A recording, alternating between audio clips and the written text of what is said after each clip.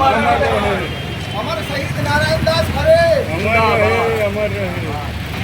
IPTA जिंदाबाद जिंदाबाद जिंदाबाद आईपीटीए जिंदाबाद जिंदाबाद जिंदाबाद। अमर शहीद नारायण दास खरे ओरछा राज्य में स्वतंत्रता के पहले सिपाही माने जाते हैं।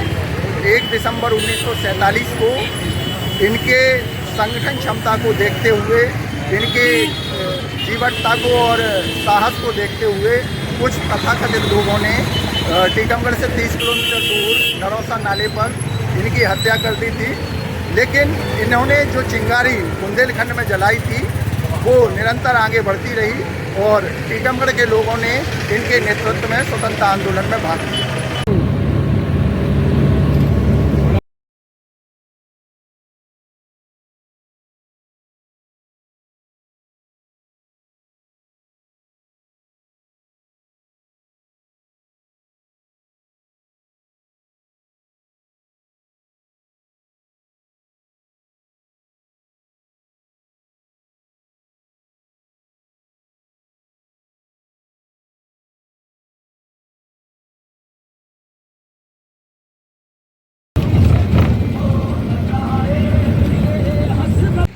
आज जिस दौर से हम गुजर रहे हैं, जब लोकतंत्र पर, लोकतांत्रिक मूल्यों पर बहुत भारी संकट मंडरा रहा है, ऐसे दौर में जिन मूल्यों के लिए ये लड़ाई लड़ी गई थी, उन मूल्यों को बारंबार याद करने का, उन मूल्यों के लिए एक नई सांस्कृतिक चेतना पैदा करने का भी समय है, जिससे जो आने वाली पीढ़ियां हैं हमारे देश की, हमारा भविष्य, वो भी एक नई चेतना से लैस हों, जो भारत का एक अभिनव एक अभिनव दुनिया का, एक बराबरी पर आधारित समाज का, संसार का स्थापना करने का काम करेंगे।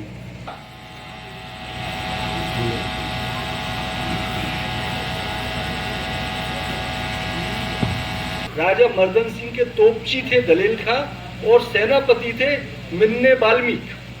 कुल मिलाकर मैं ये कहना चाह रहा था कि जो हमारी आज़ादी के मूल्य थे, तकरीबन व्यक्तिगत तौर पर भी या खुद की संघर्ष के तौर पर भी राजा मर्दन सिंह उन्हीं मूल्यों का नेतृत्व कर रहे थे। हमारी भारत माता, असली भारत माता वही गाँव में बसती हैं, तो वो जो दृश्य है ये सुमित्रा नंदन पंत की ये रचना है। बहुत भारत माता ग्रामवासिनी, भारत माता ग्रामवासिनी, खेतों में फैला है श्यामल श्यामल श्यामल, फूल भरा मैला सा आंचल आंचल आंचल। गंगा यमुना गंगा यमुना में आंसू जल, मिट्टी की प्रतिमा उदासिनी उदासिनी उदासिनी, भारत माता ग्रामवासिनी, भारत माता ग्रामवासिनी। इतिहास बेड़ियों में झगड़ा भी हुआ है, पिंजरे में जिंदगी का बंदी हुआ है। जब तक ना ये बंदी छूटे और बेड़ियां भी न टूटे, जब तक ना ये बंदी छूटे और बेड़ियां भी न टूटे, पायल नहीं बजाना तुम मेरी गली में खुशी खोजते अगर कभी जो आना तुम। तो हम बिस्मिल्लाह खा के आंगन की भी मिट्टी लेते हैं और हम आगे बढ़ते मैथिली शरण गुप्त के घर की मिट्टी लेते हैं और बनारस की ही बात की जाए तो भारतेंदु हरिश्चंद्र के आंगन की मिट्टी लेते हैं। इस तरह हमारे जो साझी विरासत रही उसको याद करते हुए इप्टा आगे बढ़ता है। जनता के साथ हम बात करते हैं प्रेम की, लेकिन इस यात्रा की सबसे बड़ी खूबसूरती रही है कि हमारे साथ जो बोला गया कि जनता ही हमारी इप्टा की नायक है और जनता का ही यह कार्यक्रम है, जनता जुड़ती चली गई। यहाँ तो ठीक है मंच है और आप सबको बुलाया गया, कई जगह चौराहों पर, नुक्कड़ों पर बिना बताए दोपहर में या जहाँ भी हम रुके कार्यक्रम हुए और जनता का हुजूम उमड़ पड़ा हमें सुनने के लिए। और वो लोग पूछते थे बिहार में आप सोचिए गांधी को लेकर कितना प्रेम है कि जब हम सीवान जाते हैं, सारण जाते हैं, तो बुजुर्ग लोग बताते थे कि इस रास्ते से गांधी निकले थे, और वो खुद आके बोलते थे कि आप लोग बहुत अच्छा काम कर रहे हैं। जब हम गांवों में जाते हैं तो टीवी में जो देखने को मिलता है वैसा बिल्कुल नहीं है। लोग, हर समाज के, हर समुदाय के लोग मिलजुल कर काम कर रहे हैं, क्योंकि उनकी परेशानियां एक हैं, वो एक तरह का काम करते हैं। बिहार में आप गांवों में जाएंगे, जैसे मधेपुरा और ये सब क्षेत्र, पूर्णिया, कटिहार, तो वहां डूब प्रभावित इलाका हर साल डूब जाता है। सोचिए, हर साल उजड़ते हैं और फिर बसते हैं। तो वहां का भेदभाव मिट गया है। वहां एक प्रोफेसर थे सचिंद्र बाबू, जिन्होंने काफी काम किया है, वो हमारे साथ थे। तो बोले कि हम बोले इस क्षेत्र में क्या है? बोले इस क्षेत्र में आज तक दंगा नहीं हुआ। दंगा छोड़ो, जातिवाद भी खत्म हो गया है, क्योंकि जब बूढ़ा आता है, बाढ़ आती है, तो एक नाव पर हर एक वर्ण का आदमी बैठता है, और उसी नाव पर जन्म लिए हैं। एक तरफ सवर्ण का बच्चा जन्म ले रहा है और दूसरी तरफ दलित का। तो बोले सब मिट गया। तो इस यात्रा में, हमारी यात्रा जो प्रेम का संदेश देने के साथ साथ जानने, समझने और जनता को महसूस करने की यात्रा थी। तो जैसा बताया जा रहा कि 75वां साल है, महोत्सव मनाने की तैयारी हो रही है, तो इससे ज़्यादा ये ज़रूरत है कि हम 75 साल में कहाँ पहुँचे हैं, उसका मूल्यांकन करने की ज़रूरत है।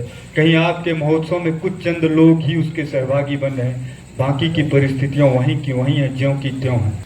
जाति देश का भेद न पाले, जाति देश का भेद न पाले, दिवाली और ईद मना ले, आगे बढ़कर हाथ मिला ले, सुप्रेम की ज्योति जला ले अब तो, प्रेम की ज्योति जला ले अब तो, गांव गांव और शहर शहर, शहर शहर बरस हुए हैं 75।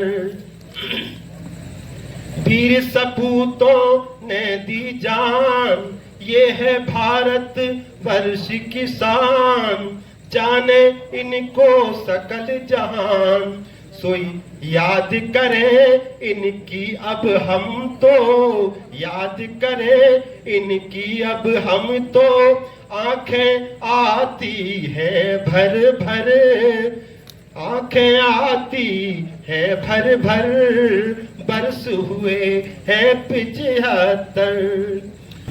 मेरे मन में सवाल उठा, और उठना चाहिए सबके मन में, कि आखिर में ऐसा क्या हो गया कि कला के क्षेत्र में काम करने वाले, नाटक करने वाले, लिखने पढ़ने वाले लोगों को सड़क पर आकर एक यात्रा निकालनी पड़ रही है। आजादी के 75 साल पहले तो ऐसा कुछ नहीं था। तो क्या प्रेम संकट में पड़ गया है? जी हाँ, आज प्रेम संकट में है।